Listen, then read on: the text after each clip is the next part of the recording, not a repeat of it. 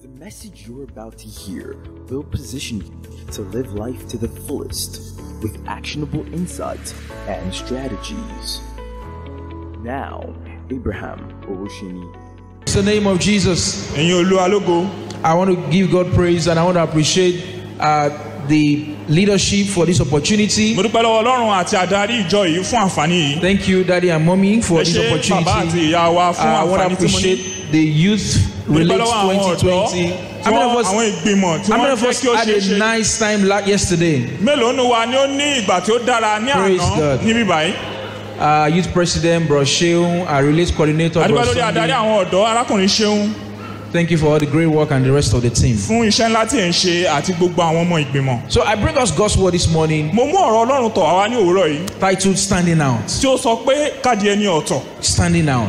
dídi ẹni ọ̀tọ̀. Please preach that to your neighbor. Stand Sọ fún ẹ tó out. wà lẹ́gbẹ̀ẹ́ rẹ di ẹni ọ̀tọ̀. And I want us to connect as God's word comes our way today. Mo fẹ́ kí o so pọ̀ bí ọ̀rọ̀ Ọlọ́run ṣe ń tọ̀ wá ní òwúrọ̀ yìí. Because it will not just be theory, but indeed God's word will make you stand out in Ó kàn Jesus' ní name. jẹ́ ọ̀rọ̀ lásán ṣùgbọ́n ọ̀rọ̀ yìí yóò jẹ́ kó di ẹni ọ̀tọ̀ lórúkọ Jésù. Praise the Lord. So we're asking ourselves as young people, À ń béèrè lọ́wọ́ ara wa bí ọ̀dọ́. and we're asking ourselves as individuals, yes, I'm a child of God, A sì ń béèrè lọ́wọ́ ara wa bí olúkálùkù tó jẹ́ ọmọ Ọlọ́run. but how do I stand out? Báwo ni mo ṣe ń di ẹni tí ó yàtọ̀? In the world today, we have about 8 billion people on the surface of the earth. Nínú ayé lè ní a ní èèyàn bíi bílíọ̀nù mẹ́jọ. But how do I stand out amongst these billions of Báwo people? ni màá ṣe jẹ́ ẹni tí ó yàtọ̀ láàrin ọ̀pọ̀lọpọ̀ ènìyàn? You know, earlier we received testimonies of great things God is doing in our lives. A gbọ́ ẹ̀rí ohun ńlá tí Ọlọ́run ṣe nínú ayé wa. And you know, you begin to ask God, Lord, how can I stand out even in my career? Ó sì máa béèrè lọ́wọ́ Ọlọ́run bó ni wàá ṣe jẹ́ ní ìyàtọ̀ nínú iṣẹ́ ọwọ́ mi. That's what God is sharing with us today. Ihun tí Ọlọ́run fẹ́ bá wa sọ ní òwúrọ̀ yìí ni. Let's turn to the book of Daniel, which is our anchor Ẹ text. jẹ́ ká ṣí Bíbélì Daniel, wá sí ìwé Dáníẹ́lì ibi táwọn ti máa gbé àgbéyẹ̀wò àkórí wa. Daniel chapter 1. Dáníẹ́lì orí kìíní. Daniel chapter 1. I'm going to read from the New Living Translation. Daniel chapter 1, verses 18 to 20. Wọ́n máa kà láti ẹsẹ̀ kejìdínlógún sí ẹsẹ̀ ogún. Many of us know the story already. Ọ̀pọ̀lọpọ̀ wa ni ó mọ ìtàn yìí. Daniel was brought in together with other people as slaves into Babylon, Dáníẹ́lì a mú wá sí ìlú Bábílónì. and they needed to go through a training to select the best of people. Ó sì ní ẹ̀kọ́ tí wọ́n gbọ́dọ̀ là kọjá bí wọ́n lè yege láàrin àwọn tí wọ́n ń kọ́. But something striking happened for Daniel and his colleagues. Ṣùgbọ́n nǹkan tí ó yàtọ̀ ó ṣẹlẹ̀ sí Dáníẹ́lì àti àwọn akẹgbẹ́ rẹ̀. They stood out. Wọ́n yàtọ̀. Let's learn how that happened. Verse 18. When the training period ordered by the king was completed, the chief of staff brought all the young men to King Nebuchadnezzar. All the young men came. And so just like today, we have about 8 billion people on the earth. All of the human race.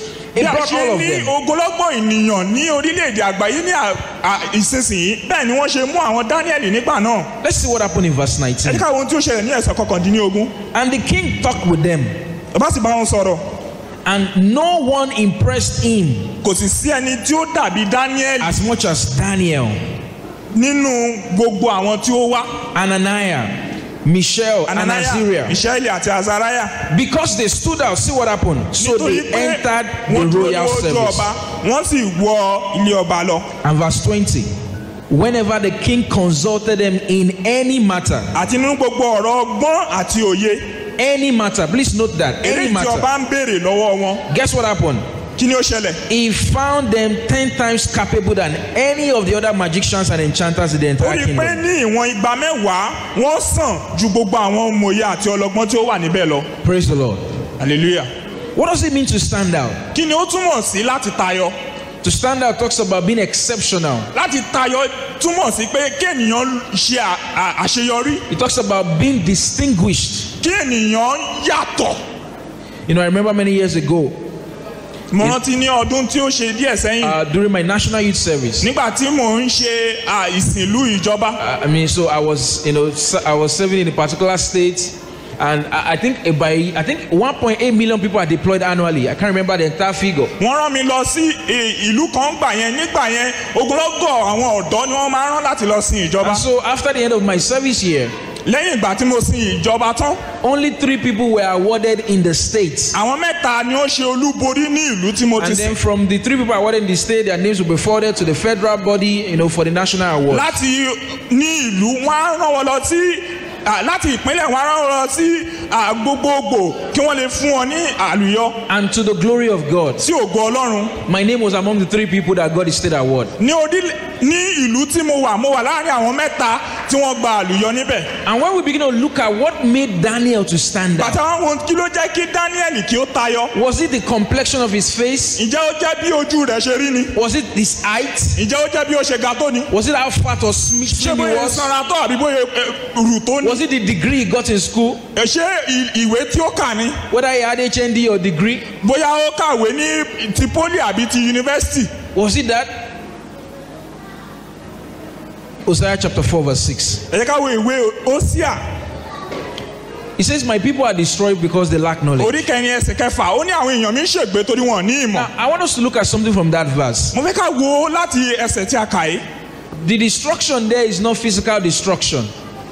ihun tí wọ́n sọ fún wọn bíbà kò ń ṣe ihun tí wọ́n fi ẹnu sọ fún yàn. It simply says, these people are not standing out. ó túmọ̀ sí pé àwọn ènìyàn yìí wọn ò tayọ. And why are they not standing kí ló out? dé tí wọn ò sì tayọ. They lack the knowledge they require to stand out. wọn ò ní ìmọ̀ tí ó mú wọn tayọ. God has designed in such a way that the scripture gives us the required curriculum we need for every facet of life. Ọlọ́run ṣe é tó jẹ́ pé ọ̀rọ̀ Ọlọ́run fún wa ní gbogbo ìlànà tí a nílò láti tayọ. So just like in school, I go to school, I say I want to study engineering. tí n bá lọ sí ilé ìwé pé mo fẹ́ mọ bí wọ́n ṣe ń tún nǹkan ṣe. There is a body of knowledge that has been arranged in sequence to make me an engineer when I ó go ní through it. ìlànà ẹ̀kọ́ ní ìpele tí mo gbọ́dọ̀ kọ́ láti mú mi mọ̀. That's the same way in every facet of our lives. bẹ́ẹ̀ náà lórí ní gbogbo ìgbà ayé wa. So God's word has the required methodology and curriculum we need to stand out in life. ọ̀rọ̀ Ọlọ́run ní ìlànà àti ìgbésẹ̀ tí a gbọ́dọ̀ gbé láti tayọ. But although they are God's people, yet they are destroyed bó tilẹ̀ jẹ́ pé wọ́n jẹ́ ènìyàn Ọlọ́run bẹ́ẹ̀ náà wọ́n ń kùnà because they lack the torí knowledge. pé wọ́n ní ìmọ̀. I remember Ecclesiastes chapter 10 verse 15. mo rántí oníwàásù orí kẹwàá ẹsẹ̀ kẹẹ̀ẹ́dógún. It says the labor of the foolish. Even scripture called them foolish. Why? He said because they don't know how to go into the city. ó ní àwọn kan wọ́n ń tiraka wọn ò ní ìmọ̀ torí wọn ò mọ bí wọ́n ṣe ń wọnú ìlú lọ. They were laboring. wọ́n ń ṣe wàhálà. If we use the word of young people in today, they will say they were hustling. ẹ̀ta bá lo àwọn ọ̀rọ̀ tí àwọn ọ̀dọ́ máa ń lò ń sìn wá ní wọ́n hustle. That's why God did not create us to hustle. Ọlọ́run ò dá wa ká lè máa ṣe làálàá kiri. We are wiser in the kingdom. a ní ọgbọ́n nínú ìjọba Ọlọ́run. And so they were just going up and down, doing anything they can do. wọ́n lọ God said, sókè sódò ṣe gbogbo nǹkan lè these people ṣe. are foolish because they don't know what I want them to do. wọn ò ní ìmọ̀ wọ́n jẹ́ ẹni tí ò ní ọgbọ́n torí wọn ò mọ tí mo fẹ́ kàn ṣe. So what is that wisdom to stand out? kí ni ọgbọ́n yìí tí ènìyàn fi ń What is tayọ? that curriculum I need to stand out? àwọn ìgbésẹ̀ wo mo gbọ́dọ̀ gbé láti tayọ? Isaiah chapter 30. ìwé Àìsáyà orí 30. Isaiah 40. Isaiah 40. ìwé Àìsáyà orí 40. This is more apt for us even as young people and as young adults. eléyìí ṣe tó nira fún wa gẹ́gẹ́ bí ọ̀dọ́ àti ọ̀dọ́langba. It says, even the youth shall faint. ó ní àwọn ọ̀dọ́ wọn rẹ̀wẹ̀sì. Young men shall utterly fall. ó ní àwọn ọ̀dọ́mọdé àti ọ̀dọ́mọkùnrin wọn á ṣubú pátápátá. Can we look at this scripture very well? A young person is supposed to have strength. Am I right? ọ̀dọ́ jẹ́ nìkan tí ó yẹ kó ní okun. But God said the young person is the one fainting. bíbélì ní ọ̀dọ́mọdé yóò rẹ̀ wọ́n. That looks like a paradox. ó dàbí pé kò jọra wọn. Because it's meant to have strength. torí but it's not àwọn ọ̀dọ́ fainting. ló yẹ kán ní okun. But look at this, the curriculum God gave to get the strength. ṣùgbọ́n ẹ jẹ́ ká wo ìlànà tí Verse wọ́n fi 31. ní okun tí Ọlọ́run fẹ́ kán ní. Verse 31. ẹsẹ̀ kọkànléníọgbọ̀n. He says, but they that ó ní àwọn tó wait, bá wá dúró de Olúwa. they that wait. àwọn tó dúró. In Nigeria today, we talk about the enrollment rate of children to school. And we say, oh, there are many children out of school, about 11 million of them. They are not in school. Why are we concerned? We are concerned because we know that as long as these people remain on the streets, they can't get the required curriculum, the required knowledge they need to stand out. ní orílẹ̀-èdè wa máa ń sọ lọ́gọ̀ ogunlọ́gọ̀ àwọn ọmọ kéékèèké tí wọ́n rí ilé ìwé lọ a sì mọ̀ pé tí wọ́n bá lè kàwé wọ́n wà ní ìta ń bẹ̀ wọn ò ní lè di irú èèyàn tí àwùjọ fẹ́ kán dà. God's word is saying that, can you wait on me? Can you wait on my word? Ọlọ́run sọ pé ǹjẹ́ o lè dúró kó dúró lórí ọ̀rọ̀ mi bí. Those that wait. Àwọn tó dúró. Those that wait. Àwọn tó dúró. What do we wait for? Kí là ń dúró dè? We wait for knowledge. À ń dúró de ìmọ̀. We wait to glean insights. À ń dúró láti ní òye. We wait for revelations. À ń dúró láti ní ìṣípayá. They are the ones that renew their strength. Àwọn ni wọ́n ń tún agbára wọn ṣe. Those that wait. Àwọn tó dúró. How then do we stand out? Báwo la ṣe lè tayọ? When we look at our theme text again, we look Nígbà at tí a bá Daniel, wo ẹsẹ̀ Bíbélì tí a ti mú àkórí wa Daniel yìí. 1:18 and 20. Ní ìwé Daniel orí kìíní ẹsẹ̀ kẹẹ̀ẹ́dógún sí ogún. When you look closely at those four Tó o Hebrew bá boys, wò ó sùnsùn ọ̀rọ̀ Ọlọ́run tí ó wà níbẹ̀. there was a selection criteria that was used for A ó rí them. pé àwọn àmúyẹ kan wà ń bẹ̀ tí ó ṣe ìwúlò fún wa. Let's look at it Ẹ together. jẹ́ ká wò ó papọ̀. Number one, Àkọ́kọ́ rẹ̀. how do we know? If you scroll down to verse 4 of Daniel chapter 1, Tó o bá wo ẹsẹ̀ kẹrin orí kìíní Daniel yẹn. Daniel chapter 1 verse 4, Ẹsẹ̀ kẹrin Daniel kìíní. it shows us the filter, the criteria they use in selecting these people. Ó fi yé wa àwọn àmúyẹ tí wọ́n fi mú àwọn tí wọ́n mú. Number one, Àkọ́kọ́ rẹ̀. he says, select only strong, healthy, and good-looking men. Ó ní àwọn ọmọ tí kò lẹ́gàn lára. Now, the first one, strong men. Àwọn tí ó lágbára. Is it physical strength? Ǹjẹ́ ó jẹ́ ti agbára ti ara bí? No. Rárá o. Why? Because he says even the young person shall faint. Torí pé ó ti sọ fún wa pé àwọn ọ̀dọ́ wọn yóò rẹ̀ wọ́n. That means it was not the physical strength that Kò ń ṣe agbára tara la kàn ń sọ̀rọ̀ ń parẹ́. we call it spiritual capacity. À ń sọ̀rọ̀ nípa agbára nínú ẹ̀mí. Men who are strong. Àwọn tí wọ́n ní agbára. That's the first one. Ó ní àkọ́kọ́. The second one, Àmúyẹ kejì. he says they are healthy and good looking. Àwọn tí wọn ò lẹ́gàn rárá tí wọ́n sì ṣe arẹwà. What is that one? Kí ni eléyìí túmọ̀ sí? Physical capacity. Eléyìí túmọ̀ sí titi ara. Physical capacity. Titi ara yìí tí a lè They gbé ara are ṣe. healthy and fit. Wọn ò lẹ́gàn lára wọ́n sì ṣe Good déédéé. looking. Wọ́n rẹwà. I mean, I'm sure we did some study around this yesterday. A sọ̀rọ̀ nípa rẹ̀ lánàá níbi Now, báyìí. the third one is this. Ìkẹta rẹ̀. Next one, he says, make sure they are well versed in every branch of learning, Àwọn tí wọ́n ní ìmọ̀ nínú ọgbọ́n gbogbo. and that they are gifted with knowledge and good judgment, Tí ó mọ òye tí ó sì ní iyè nínú. and are suited to serve in the royal palace. Àti irú àwọn tí ó yẹ láti dúró ní ààfin ọba. Now, so the next one I call out here is I call it emotional capacity. Àmúyẹ̀kẹ́ tí ó tún kàn tí mo mú jáde ni pé láti ní àṣìṣe nínú láti inú wá. These men were suited to serve in the royal palace. Àwọn tí wọ́n mú yìí ó yẹ láti dúró fún wọn láàfin ọba. Not just anybody. Kò ń ṣe èèyàn lásán o. You know, one of the skills that God wants us to build in today's world is what we call emotional intelligence. Ara àwọn kan tí Ọlọ́run fẹ́ ká mọ̀ ọ́n ṣe ní àkókò wa yìí ni pé kí a ní òye láti ọgbọ́n orí wa. In this health realm that God has created us and has put us in, we need to understand our emotions and the emotions of other people. A gbọ́dọ̀ ní làákàyè bí ara wa ṣe ń ṣiṣẹ́ àti bí ara ẹlòmíì tó wà lẹ́gbẹ̀ẹ́ wa ṣe ń ṣiṣẹ́. If not, what we will have is what we call transfer of aggression. Báàbá ni a kò máa gbogbo ohun tèmi ń kó bọ̀ látọ̀dọ̀ mi wọ́n máa rù sọ́dọ̀ tiẹ̀ ni. We see it every day. À ń rí ní gbogbo ojoojúmọ́. Going to our workplaces, À ń rí pé bá a ṣe ń lọ bí iṣẹ́ o. discussing with our family Bá a ṣe ń members. bá àwọn ẹbí wa sọ̀rọ̀. Only the few people who are emotionally intelligent are those who have this emotional capacity. Àwọn tó ní làákàyè bí ọ̀rọ̀ ìgbé ayé wọn ṣe ń ṣiṣẹ́ ni wọ́n ṣe mọ bí a ṣe ń ṣe ìbárẹ́pọ̀. This fourth thing that was used to select these people Àmúyẹ kẹrin tí wọ́n mú láti yan àwọn tí wọ́n yàn. is they had what we call cognitive capacity. Ó ní pé wọ́n mọ bí wọ́n ṣe ń dá nǹkan mọ̀. He said, men who are vast in every branch of learning. Àwọn tí wọ́n ní ọgbọ́n nínú àwọn tí wọ́n ní ìmọ̀ nínú ọgbọ́n gbogbo. And are gifted. Tí ó sì mọ òye. Every one of us is gifted. Gbogbo wa ni a ní ẹ̀bùn. Every one of us. Gbogbo wa. And the last thing I was used in selecting them was that they had social capacity. Àwọn tí wọ́n mọ bí a ṣe ń báni rẹ́pọ̀. He says men who have good judgments. Àwọn tí wọ́n mọ bí a ṣe ń gbé ọ̀rọ̀ kalẹ̀ bí a ṣe ń They yanjú can rẹ̀. relate with other people. Wọ́n lè bá àwọn ènìyàn rẹ́pọ̀. They won't cause trouble wọn ò within ní a dá team. rògbòdìyàn lẹ̀ láàrin àwùjọ. They won't cause discord within a wọn ò ní team. dá wàhálà lẹ̀ láàrin ìkan àtẹ̀mí kejì. All of this is what I call holistic development. gbogbo èyí ni mo sọ pé àwọn àmúlò tí ó péye tí ó ṣe gbòógì tí a If gbọ́dọ̀ we dì. must stand out, tó o bá gbọ́dọ̀ tayọ. we must build capacity in all these areas. a gbọ́dọ̀ ní àmúyẹ ní gbogbo ọ̀nà yìí. 1 Thessalonians chapter 5 verse 23. ìwé Tẹsalóníkì kínní orí 5 ẹsẹ̀ 23. He says, and the very God of peace satisfy you wholly, spirit, soul, and body.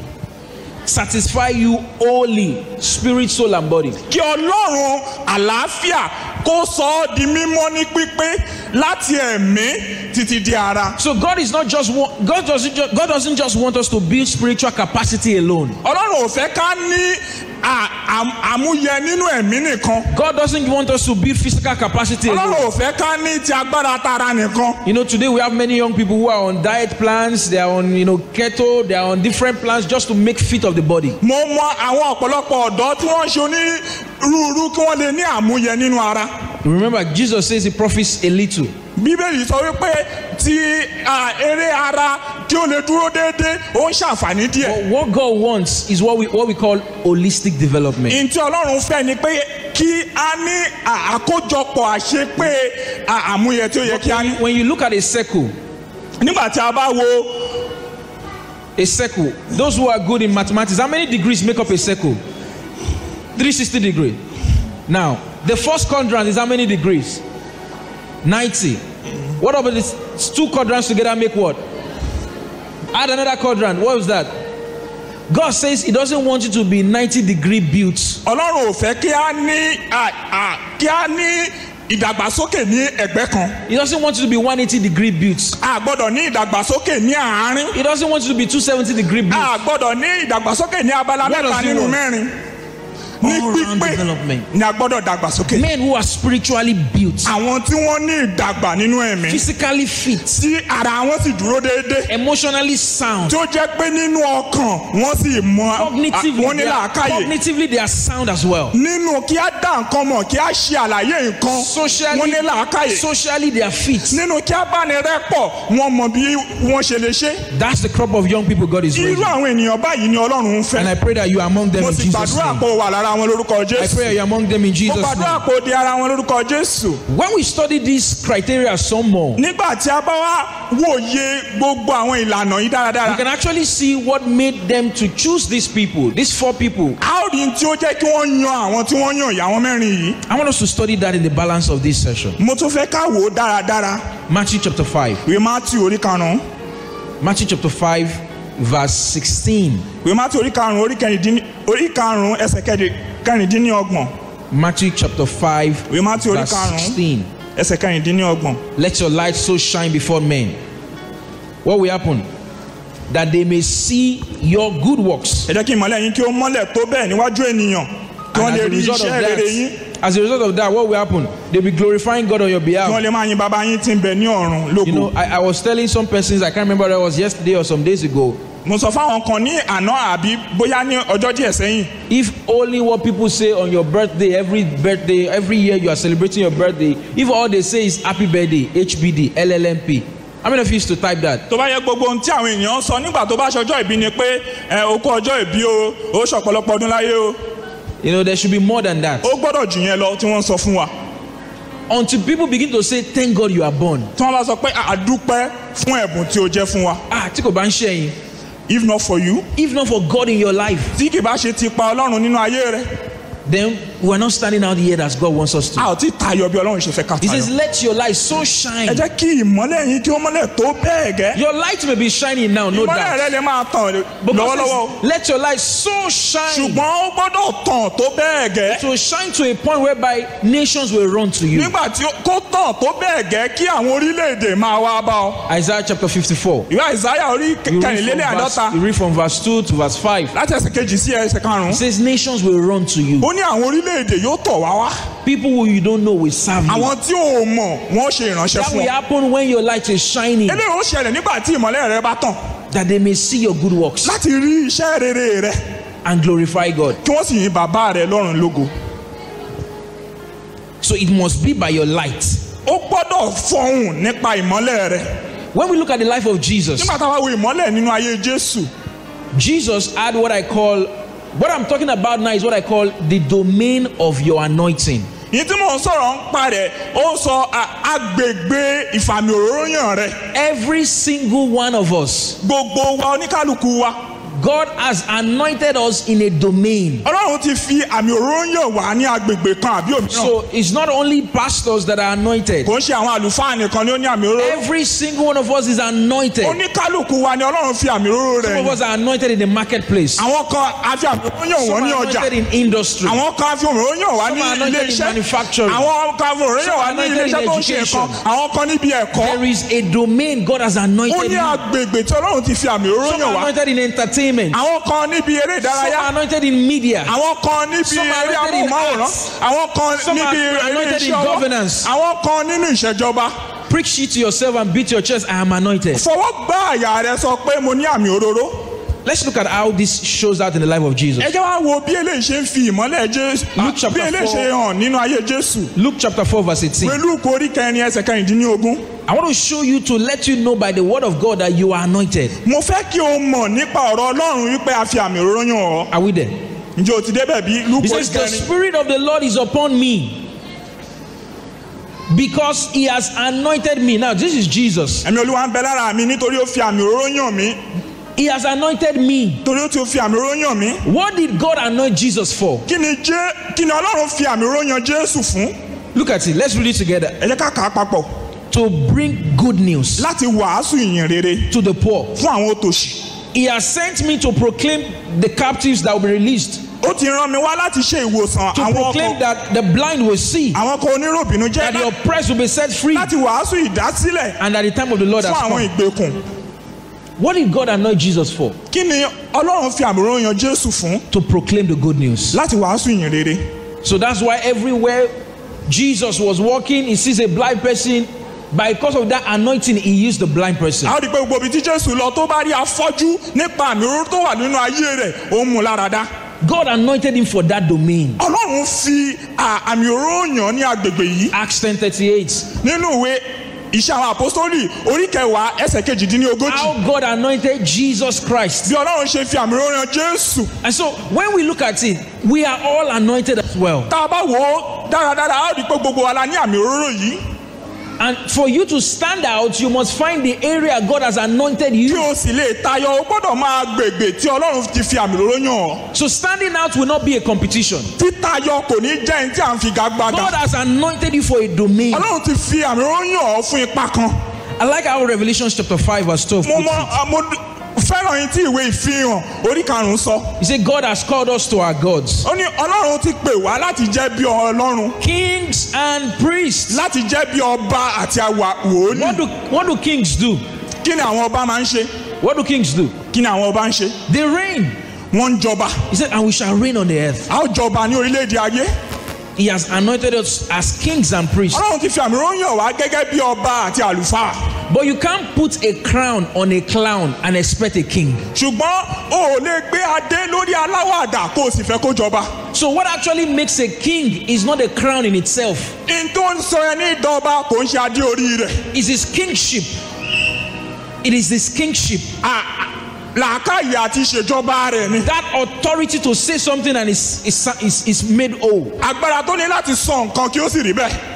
That's what makes us to stand out. bẹ́ẹ̀ ló ṣe irú èyí ló mú wa tayọ. So we only stand out by the callings of God upon our lives. a máa ń tayọ nípa ìpè Ọlọ́run lórí ayé wa. Miles Morris of blessed memory puts it this way. arákùnrin Miles Moran ó sọ̀rọ̀ ó ti dolóògbé. He says success can only be defined by purpose. ó ní àlùyọ a lè ṣe àkàwé rẹ̀ nípa ipa. And measured by obedience. nípa kí a mọ tí a wà fún kí a sì ṣe àmúyẹ rẹ̀ nípa ìgbọràn. We live in a world today where we are measuring success with other people. ní ayé yìí tí a bá fẹ́ wo bí ènìyàn ṣe ṣàlùyọ sí a máa ń fi wé ènìyàn ẹgbẹ́ rẹ̀ ni. So people are comparing one to another. Àwọn èèyàn fi ènìyàn wé ra wọn. And scripture has enjoined us that those who compare themselves one to another, they are not wise. Bíbélì sì fi yé wa pé àwọn tí wọ́n ń fira wọn wé ra wọn wọn ní òye. So standing out is not looking at what is reigning, what is títayọ kò túmọ̀ sí pé èwo ló ń jọba ń sìn èwo ní kí n standing out tẹ̀lé. is finding your domain of anointing. títayọ túmọ̀ sí pé kí o máa gbègbè àmì òróró rẹ. Because God has called you. Ọlọ́run ti pè ọ́. Romans 8 verse 30. Ìwé Róòmù orí kẹjọ. Those he has called, he has justified. Àwọn tí ó pè ló dá láre. Those he has justified, he has glorified. Àwọn tí ó dá láre ló ṣe lógo. Brothers and sisters, I bring you God's word that there is a calling of God upon our Mo lives. mú ọ̀rọ̀ Ọlọ́run tọ̀ ọ́ wá pé ìpè Ọlọ́run ń bẹ lórí ayé rẹ̀. It's so precious. Ó rẹwà ó ṣe That iyebíye. is where your light will shine from. Ibẹ̀ ni ìmọ́lẹ̀ rí ó ti tàn.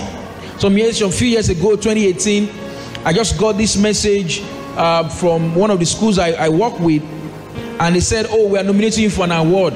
Ní ọdún méjì sẹ́yìn mo gba ìpè kan ní ara àwọn ilé ẹ̀kọ́ tí mo ti ṣiṣẹ́ wípé wọ́n fẹ́ fún mi ní oyè. You know, and you know the person in charge says, "Please send us your portfolio. We want to recommend you for an award." Ẹni tó ṣe ìpè sí mi ó ní fi ọ̀rọ̀ nípa rẹ ránṣẹ́ a fẹ́ fi orúkọ rẹ sílẹ̀ fún oyè. And I packaged the document, I sent it ahead. Mo fi ránṣẹ́ sí wọn.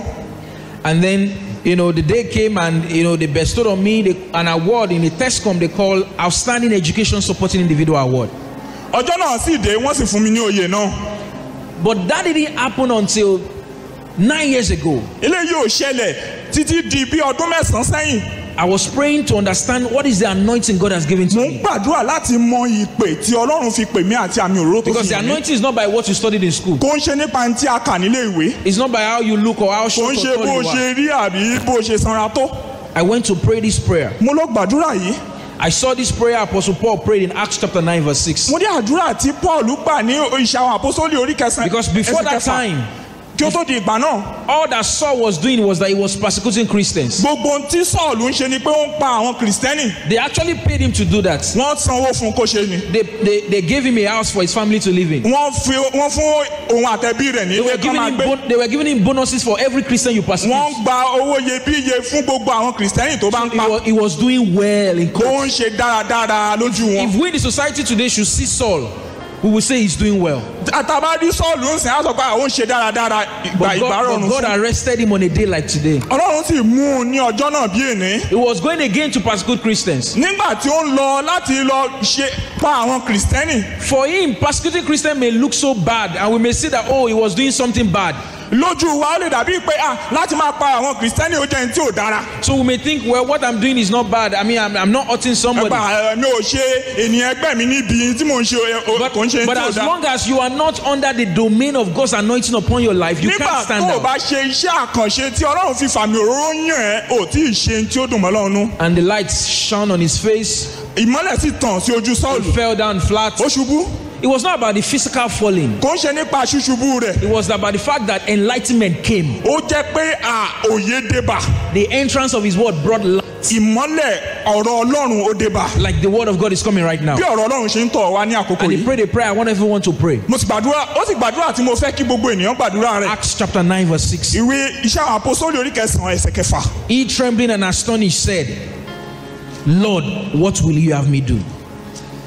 Lord, what will you have me Ó sì do? wá rírì ẹnu sì yá ó ní Olúwa kí ni ìwọ fẹ́ kí èmi kí o ṣe. That was the prayer he prayed. Àdúrà tí Paul gbà rèé. Lord, what will you have me do? Olúwa kí ló fẹ́ kí èmi kí I o know ṣe. there's a domain of your anointing upon my Mo life. mọ̀ pé iṣẹ́ àkànṣe wà fún àmì òróró. I know you have anointed me to shine in my Mo world. mọ̀ pé ẹ ti fàmì òróró yàn mí láti tàn What ní is ìmọ̀. that domain? Show it to me, Kí Jesus. ni agbègbè mi? Iṣẹ́ wo lẹ fẹ́ kí n ṣe? Kí ni o fẹ́ kí èmi ṣe? The bread God has given to us Ọgbọ́n tí Ọlọ́run fi fún wa. is the currency we have Ó jẹ́ ohun àmúlò fún wa to fulfill God's assignment on earth. láti ṣe iṣẹ́ tí Ọlọ́run fẹ́ ká ṣe ní ayé. So just like the way we spend naira, Bá a ṣe ń ná owó náírà. the bread we have is the currency to fulfill his assignment. Oúnjẹ ọjọ́ tí a ní ó jẹ́ ní tí Ọlọ́run fi fún wa láti ṣe àmúlò iṣẹ́ tí ó fẹ́ When ká the ṣe. bread stops, Nígbà tí oúnjẹ yìí tí ó bá dáwọ́ dúró, then evaluation time starts. ó di pé a bẹ̀rẹ̀ sí ní ṣe ìgbéyàwó wa.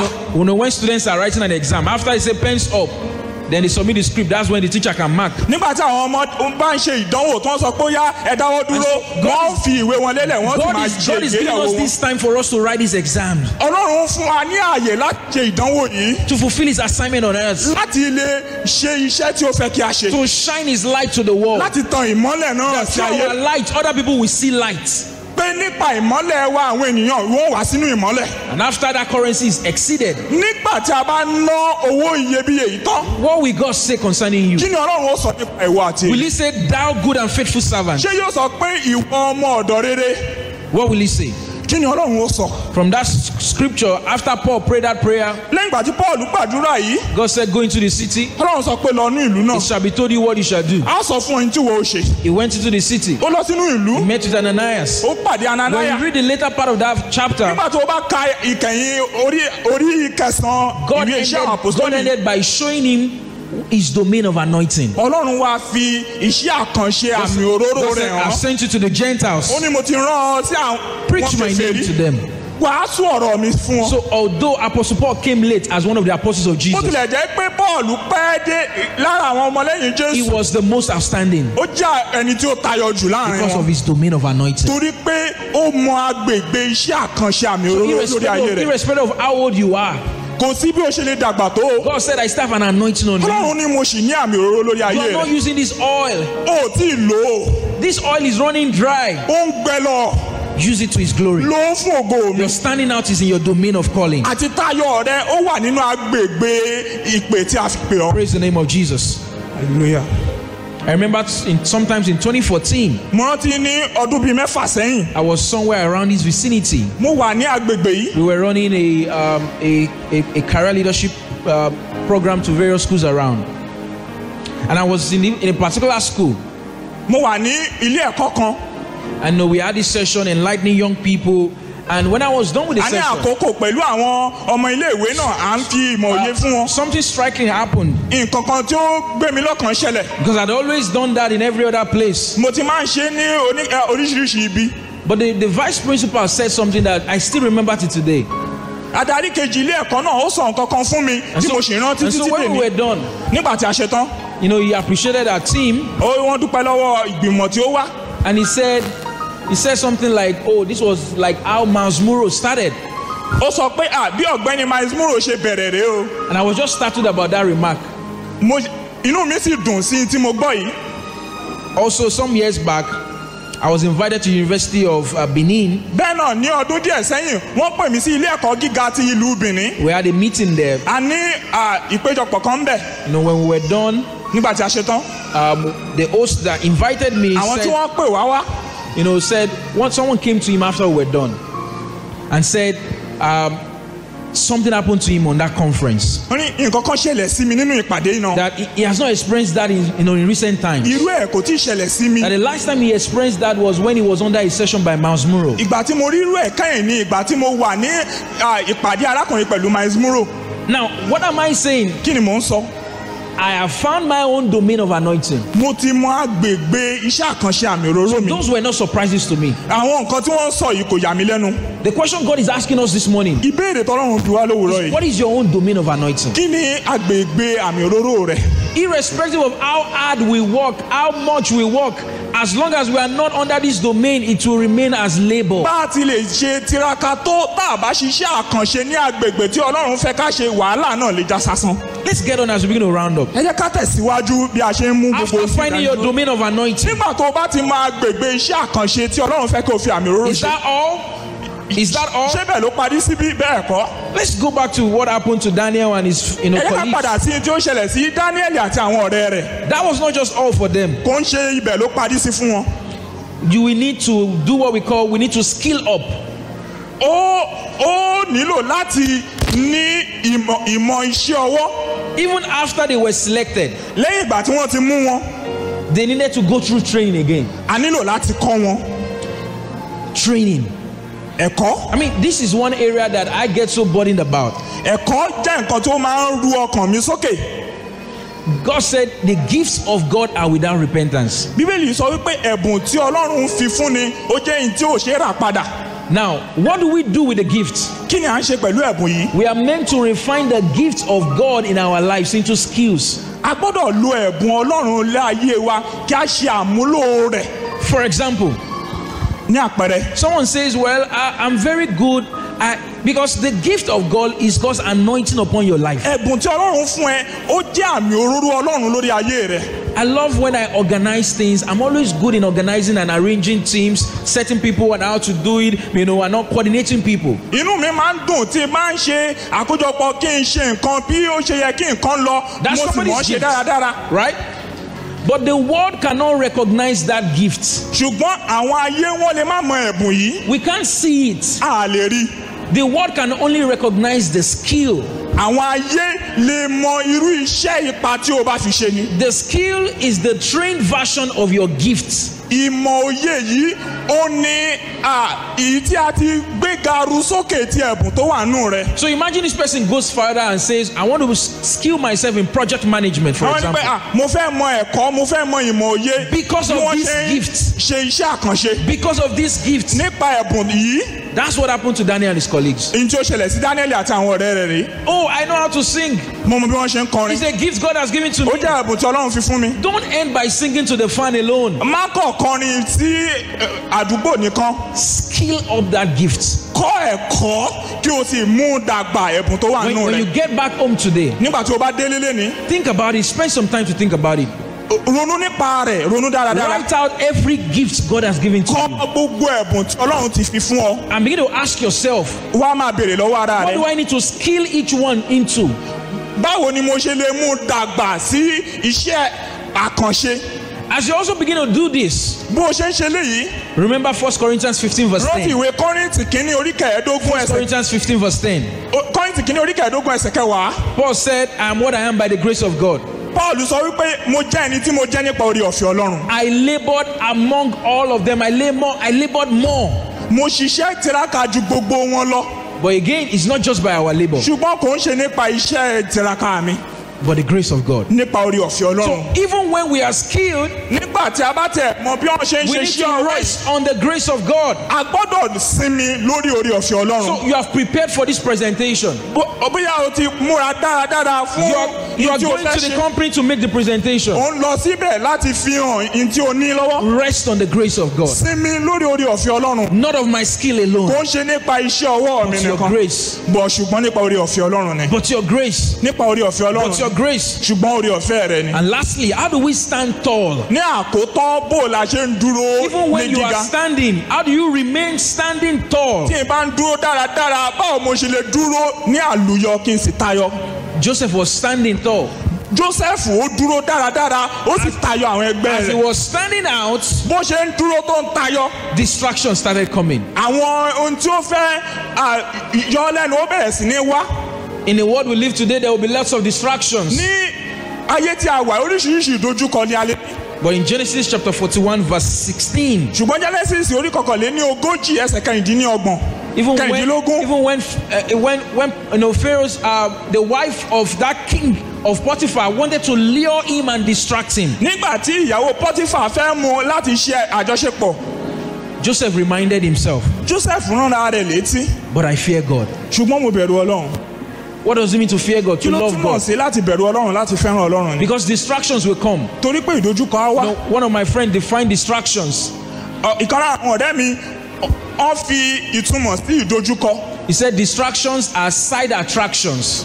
Pé ìdojúkọ àti nǹkan tí ó máa ń yọni lẹ́nu túmọ̀ sí pé àwọn nǹkan tí ó wà lẹ́bàá ọ̀nà lẹ́gbẹ̀ẹ́gbẹ́ tí wọ́n fẹ́ kí ènìyàn wo bẹ̀. That are meant to shift us from the track that God has put in us. Eléyìí tí ó fẹ́ ṣí àfojúsùn rẹ kúrò lórí ìtọ́lọ́run fẹ́ kó o ṣe. You see them, side attractions. Nǹkan tí ó wà lẹ́gbẹ̀ẹ́ tó fẹ́ ṣí àfojúsùn wa kúrò. But the goal of the distraction is to make you shift off the track God has put in us. Ó fẹ́ kó o sún kúrò ní ipa tọ́lọ́run fi ọ́ sí. But remember, the fear of the Lord. Rántí ìbẹ̀rù Ọlọ́run.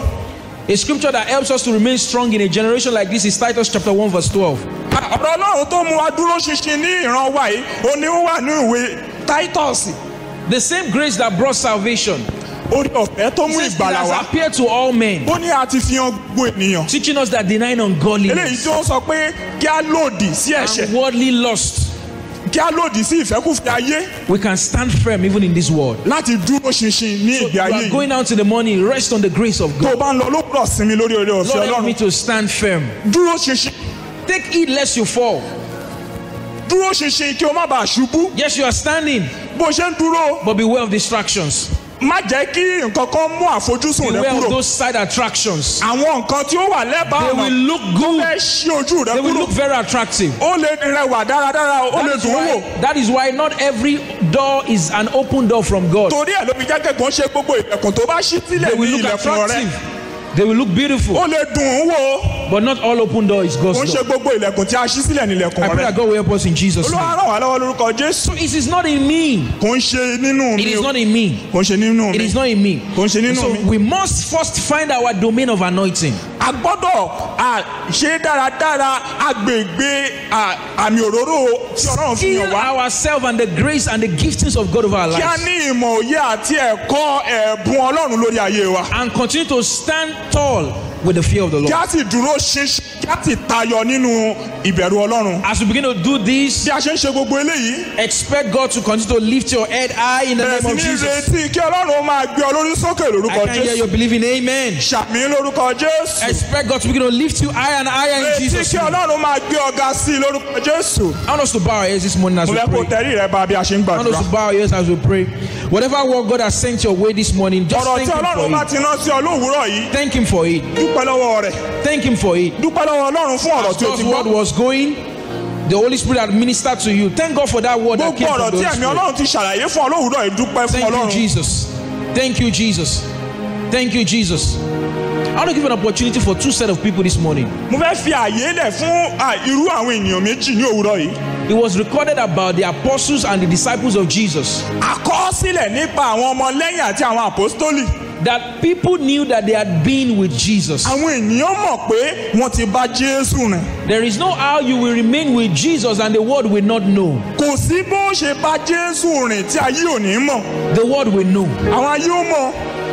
And God said He wants us to stand out in all areas, Ọlọ́run fẹ́ kí a tayọ ní gbogbo ibi. not one area. kò ṣe ní agbègbè kan. What is the proof that a man has met his wife? kí ni a lè fi mọ̀ pé ènìyàn ti pàdé ìyàwó rẹ̀? It will show. a ó fi hàn. It will show. a ó rí ìfihàn rẹ̀. And so some people are saying this morning, I'm not seeing the signs that I know God yet. mi ò rí àmúyẹ àwọn nǹkan tí a lè wò pé mo mọ Ọlọ́run. You know that you don't have the signs. God said that we have an inner witness that we are children of God. Bíbélì yìí sọ wípé a ní ẹ̀mí tí ó sọ fún wa láti inú wá pé a jẹ́ ọmọ Ọlọ́run. And only to those who have received Him, those are the ones that we anoint. àwọn tí wọ́n sì ti gbà á àwọn ni ó ń fi àmì òróró Those fún. are the ones that will give the power. àwọn ni ó ń fún ní agbára. Someone is saying this morning, I need light, Holy Spirit. wọ́n sọ pé Olúwa mo nílò ìmọ́lẹ̀ rẹ̀ ẹ̀mí mímọ́. Jesus is that light. Jésù ni ìmọ́lẹ̀ yìí. Let your light so jẹ́ shine. kí ìmọ́lẹ̀ rẹ̀ tàn bẹ́ẹ̀ gẹ́. But if you don't have the light of God in you, ṣùgbọ́n tó o bá ní ìmọ́lẹ̀ Ọlọ́run nínú there is rẹ̀ nothing to shine forth. kò sí bó o ṣe fẹ́ tàn.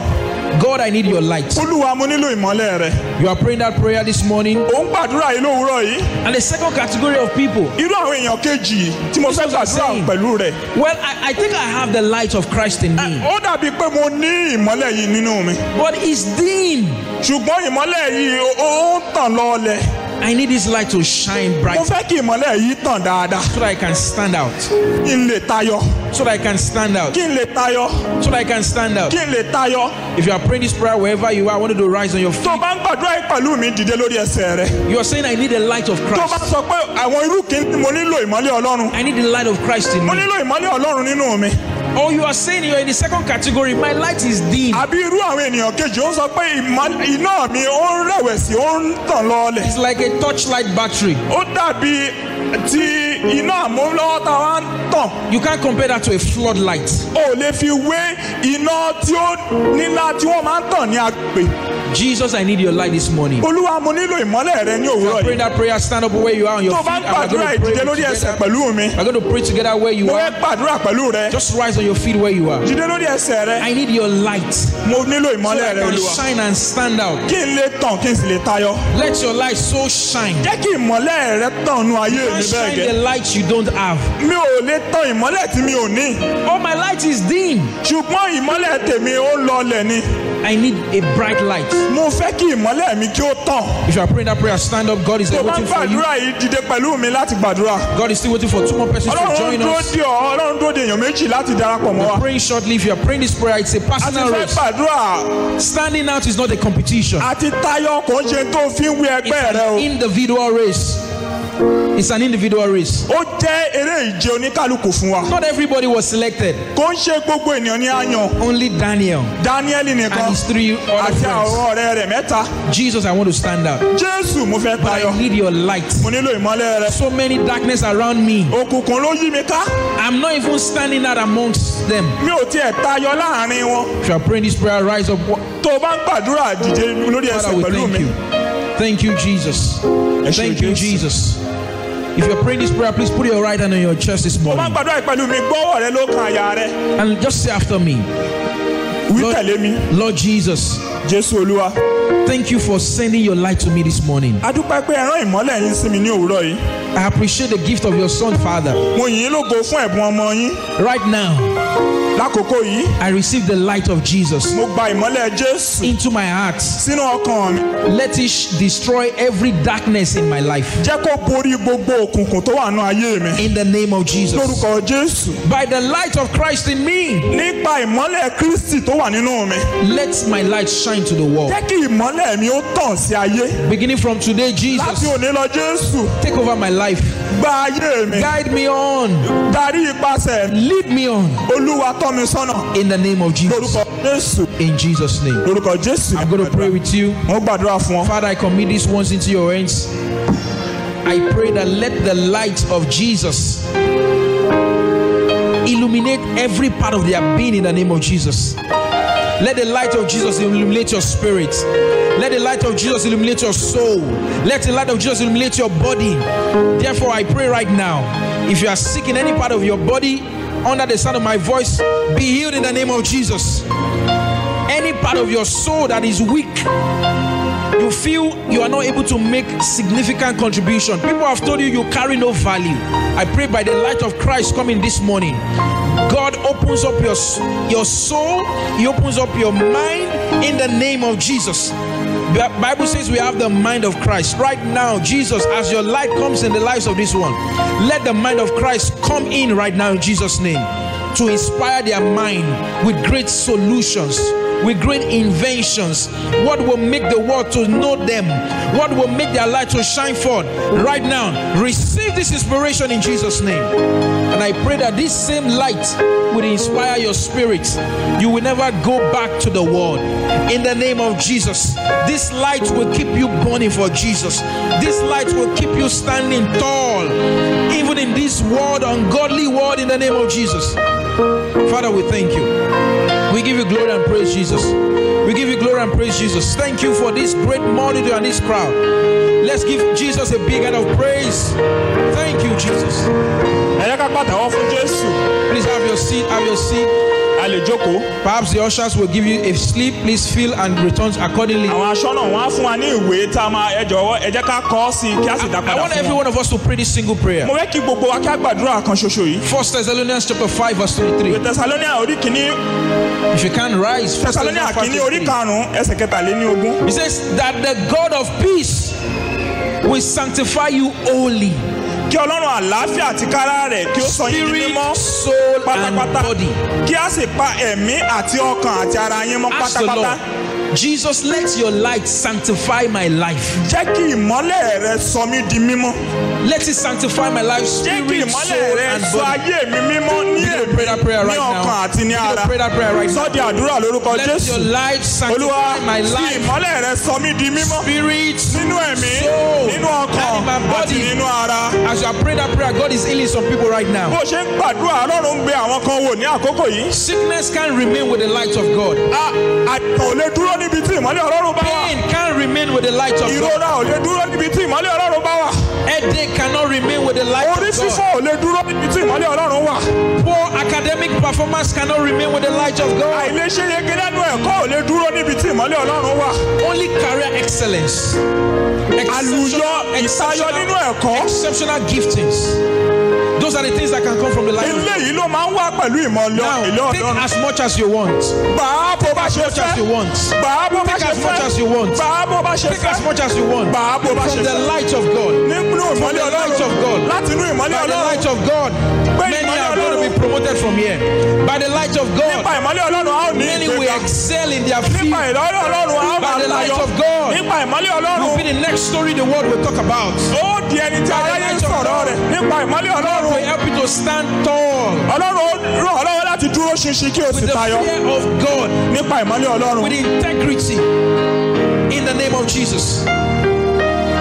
Are you praying that prayer? Don't Begin to wrap up your prayer right now. Ohun gbogbo tí o fẹ́ wà ní ìmọ́lẹ̀ Ọlọ́run. Thank you, Jesus, for your light. Ẹ ṣé o Jésù. Thank you, Jesus, for your light. Ẹ ṣé o Jésù. Let's pray the Holy Ghost some more. Ẹ gbàdúrà nínú ẹ̀mí Ọlọ́run. Leko Jambra Izovani Anklotus Anzalandre Ekrosus. We are raising up the light of God, fanning it up in our lives. Lano Zana Shakata Brakatose. Shine up the light. Fan up the light of God in you right now. Praying in the Holy Ghost. We are raising up ourselves higher and higher like an edifice. That is how we are standing tall, rising higher, just like a building rising tall. Jeko sapale keluzi anamantes, lerose krata, shokapai brekusuliande, mantretilo sute, zina sekro shanamanta, lekoto. Don't get tired. You are breathing. You are finding the light of God in you. The dead light, the dim light is coming alive right now. The dim light is coming alive right now. Find it some more. Find it some more. Leko shakata galaga. Leruza. Lekusilia. Rabazuzia. Let the light of Christ come alive in our lives. To stand out in every area of life. In the name of Jesus. In our spirit. In our soul. In our body. Jesus. Let the light shine brighter. In the name of Jesus. Father, we give you the glory. Oh, Kato Zekalialabosh. Thank you for the fresh light across. Thank you for reviving our light. We are confident in you right now that we are now a lampstand. We are a city set upon a hill that cannot be hid. Therefore, go and shine in the name of Jesus. Go and shine in the name of Jesus. Your light will not be dim again. The world will reckon with your light. The world will see Jesus in your light. Jesus will shine in your life. In your career, Jesus will shine. In your home, Jesus shines. In the name of Jesus. Father, we give you glory. Lift your hands and celebrate him. Lord, let's celebrate with a clap. Give him the praise. Thank you, Jesus. Thank you, Jesus. No more people like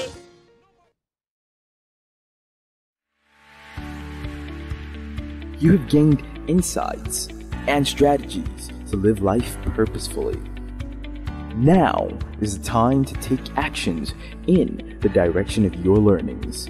For more products, bookings, and inquiries, please visit www.abrahamowushimi.com.